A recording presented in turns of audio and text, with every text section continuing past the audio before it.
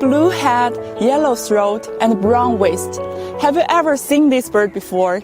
It's blue-crowned laughing thrush, which has been listed as critically endangered by the International Union for Conservation of Nature. At present, there are just more than 200 wild blue-crowned laughing thrushes in the world.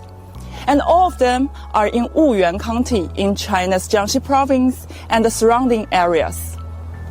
23年前，我们在秋口镇滨荫林自然保护小区开展主要植物和鸟种调查的时候，听见了陌生的鸟叫声。当时我们很激动，凑近一看，这些鸟的样子跟我们蓝冠噪鹛的标本照片是一致的。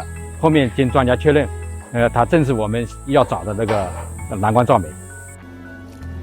The discovery of the bird dates back to 1919, when a French missionary collected specimens of the bird in Wuyuan, which is the earliest record of this bird.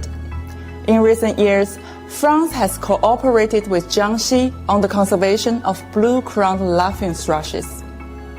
目前来说的话呢，在法国有这个人工饲养繁育的种群，那么整个在欧洲，动物园协会，他们在很多国家和地区都饲养了这个蓝冠噪鹛，他们希望通过野外的种群的一些研究状况，来为他们提供一些营养学方面的，然后包括可能疾病控制方面的一些参考。下一步其实主要也还是跟法国合作在人工繁育的这一块。那么另外一方面就是我们野外的一些，它食物啊、营养啊，包括栖息地的构成这一块，可能对人工繁育种群的会有一定的帮助，增加它种群的这种健康状况。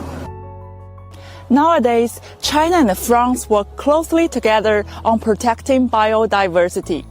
We hope that the blue-crowned laughing thrushes and other animals and plants can freely grow and reproduce in this place, and humans and nature can coexist harmoniously.